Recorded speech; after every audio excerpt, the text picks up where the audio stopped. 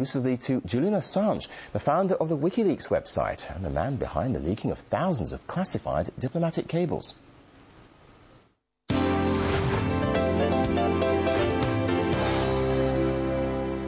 Julian, thanks for talking to RT. Now, through the course of your work, it's reasonable to assume that you have some insight into how political decisions are being made. What do you make of the recent events in the Middle East and North Africa? Do you think that we're seeing genuine social unrest, or are we seeing some kind of orchestrated revolt? And if so, who do you think is behind all this? Well, there's genuine change in some parts of the Middle East. I mean, Egypt is a clear case.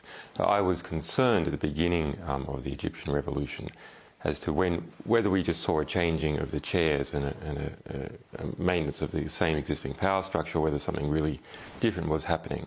But after Mubarak fled Cairo, you saw mini revolutions occurring in every institution within Egypt, from Alexandria to Cairo. So that's the sort of change that's hard to undo. Now, what's happening in some other countries is a bit different. So the situation in Libya clearly has the involvement of state actors in it from many different areas. That's something that's being driven by state actors. Now, it is normal for neighbouring countries to have interconnections with each other.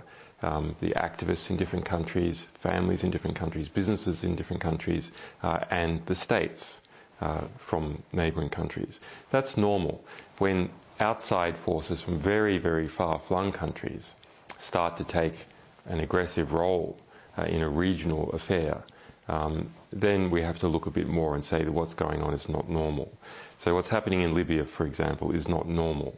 And social networking, what role do you think sites like Facebook and Twitter have played in the revolutions in the Middle East? How easy would you say it is to manipulate media like that? Facebook in particular is the most appalling spying machine that has ever been invented. Here we have the world's most comprehensive database about people, their relationships, their names, their addresses, their locations, their communications with each other, their relatives, all sitting within the United States, all accessible to US intelligence. Facebook, Google, Yahoo, all these major US organizations have built-in interfaces for US intelligence. It's not a matter of serving a subpoena. They have an interface that they have developed for US intelligence to use. Now, is it the case that Facebook is actually run by US intelligence? No, it's not like that. It's simply that US intelligence is able to bring to bear legal and political pressure to them, and it's costly for them to hand out records and one by one, so they have automated the process. Everyone should understand that when they add their friends to Facebook, they are doing free work for United States intelligence agencies in building this database for them. Let's talk about other latest sort of WikiLeaks cables that have been released. They show the UK as a haven for extremism, with at least 35 Guantanamo detainees having at least passed through the UK. Is the UK still a haven for terrorists? I don't know if it's still been a haven for terrorists, but it is certainly a haven for oligarchs and former regime dictators that have come here. I mean, you remember the famous Pinochet trial for the extradition of Pinochet from the UK, which the Thatcher resisted, incredibly using a lawyer that is involved in trying to extradite me from the United Kingdom. Now, part of that is perhaps good. It's an example of true liberalism in the United Kingdom. Everyone come here, we will protect you.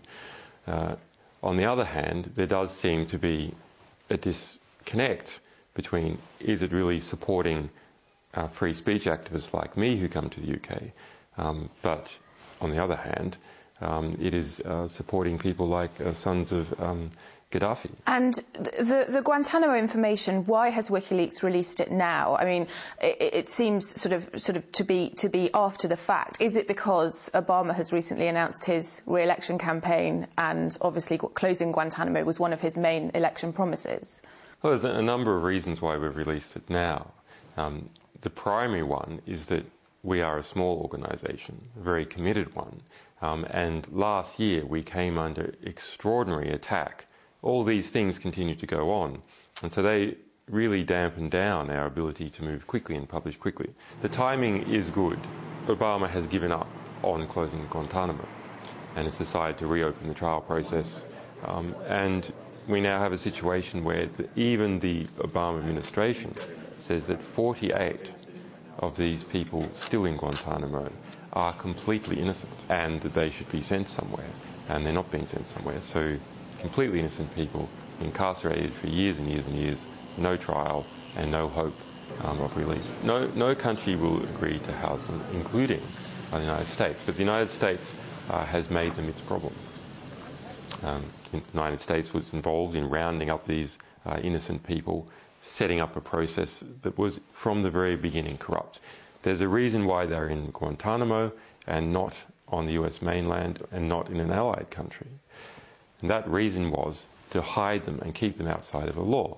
Just like you have Caribbean islands engaged in money laundering, the United States was engaged in people laundering. Let's move on and talk about your media partners, one of which is The Guardian, with whom you're now involved in a dispute. But you chose them as your primary English language partner for distributing the WikiLeaks cables.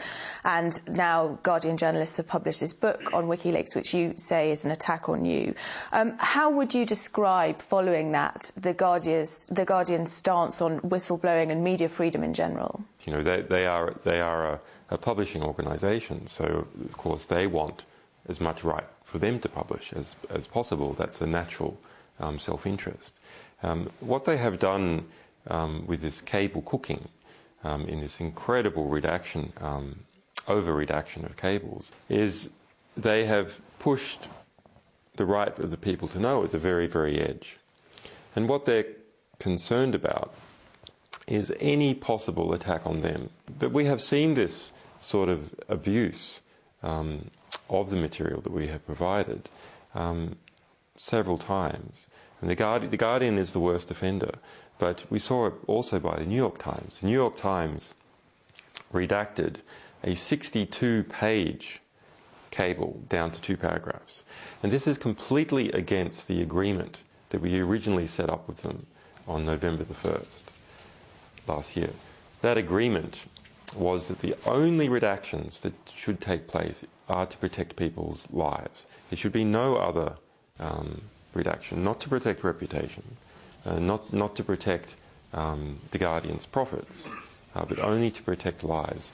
What happens in the West is that there is no border between state interest and commercial interest. The edges of the state, as a result of privatisation, are fuzzed and blurred out into the edges of companies.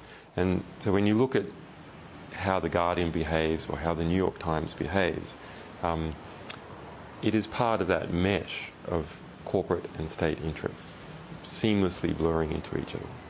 The Guardian's concerned predominantly about being criticised by these powerful interests, about lawsuits occurring against it, driven by oligarchs, driven by people powerful enough to push a court case forward. Let's talk a little bit about you and what you're going through at the moment. You are currently fighting extradition to Sweden. What are your fears should you be extradited there? The problem is in 2 parts. The United States is trying to get up an extradition case for me to the United States. Just today we see a new subpoena coming out of the secret grand jury that is operating in Alexandria, Virginia. It is trying to get up this espionage case against us. It is building that case, and in whatever country I am in, once it decides to indict, they will try to extradite me from that country. And possibly not just me, possibly our other staff. The other problem with the Swedish expedition is that the process itself has been corrupted. So it was corrupted from the very beginning, and we've seen corruption in the Swedish media, we've seen all sorts of strange actions in relation to how this case has progressed. What message do you think it would send to the world if the UK did turn around, almost unexpectedly at this point it seems, and refuse to extradite you? Well, it depends on to which country. So here's the sort of calculation that's going on in the United Kingdom. The United Kingdom wants to keep, at the various levels, wants to keep its good relationship with the United States. So if the UK was to reject the US extradition order, that would pose terrible problems for it. Similarly, if it was to reject the Swedish extradition order, that would pose problems for it, because it would look like it was seeking to harbour me. And this is the sort of difficult situation that Afghanistan faced, where it appeared that it was harbouring bin Laden, and as a result there was an aggressive response. So any country which appears to be harbouring us, as the United States is trying to conduct its aggressive response, faces political pressures. If the United Kingdom does attempt to extradite me to the United States, then it faces a difficult position politically, which is the bulk of the people in the United Kingdom support us. And finally, Julian, who do you consider to be your number one enemy? Well, our number one enemy is ignorance. And I believe that is the number one enemy of everyone, is not understanding what is actually going on in the world. It's only when you start to understand that you can make effective decisions and effective plans. Now, the question is, who is promoting ignorance? Well, those organisations that try to keep things secret, and those organisations which distort true information to make it false or misrepresentative. In this latter category, it is bad media. It really is my opinion that the media in general are so bad, we would have to question whether the world wouldn't be better off without them altogether. They're so distortive to how the world actually is, that the result is we see wars and we see corrupt governments continue on. One of the hopeful things that I've discovered is that nearly every war that has started in the past 50 years has been a result of media lies. The media could have stopped it if they had searched deep enough. If they hadn't reprinted government propaganda, they could have stopped it. But what does that mean? Well, that means basically populations don't like wars. And populations have to be fooled into wars. Populations don't willingly and with open eyes go into a war. So if we have a good media environment, then we'll also have a peaceful environment. Julian Assange, thank you very much.